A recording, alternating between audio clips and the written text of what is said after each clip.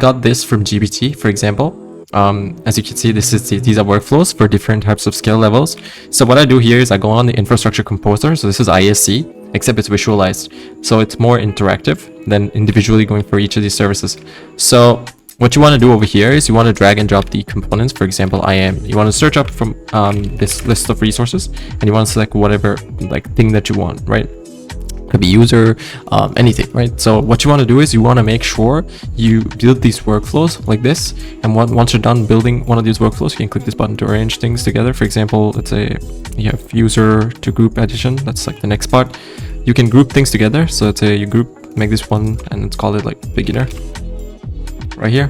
And once you call it beginner, so let's say that you can drag and drop this. So you can see user and then user to group addition. So that's basically the next step. So what you want to do is you want to arrange this, or if you have this like randomly jumbled, you can just click this button, arrange them together. But you get the point. So what you want to do is you have this YAML or JSON file, so you can check whether what file you want. So it's part of Cloud Formation, which is infrastructure as code for AWS. So what you want to do is click on once you're done with it, you want to save it, and you want to click on Save Template File. And you want to save this as a file. So whatever format that you take over here, like let's say JSON. So now you can just click on Save Template File, and you can save it as a JSON file. So what you want to do next is you can actually import this back. Get what I mean? Yeah. So once you import it back, it should look like this. Basically, it's gonna build out the whole thing, right? So this is the template, so you won't lose it once you export it. So the next thing you want to do is you want to get scenarios like this, and you want to practice each of these scenarios.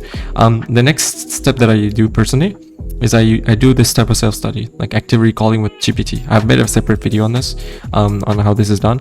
So yeah, that's pretty much all I got for this video. This is how you want to get the real hang of it, by active recall and practicing it in real time. So build out simple scenarios just like this one. And yeah, that's pretty much all you got to do. Approach them individually, and that's what you want to do. Okay, and use Discord and GPT for active recall, and yeah, just like this. That's it, guys. See you guys in my next one.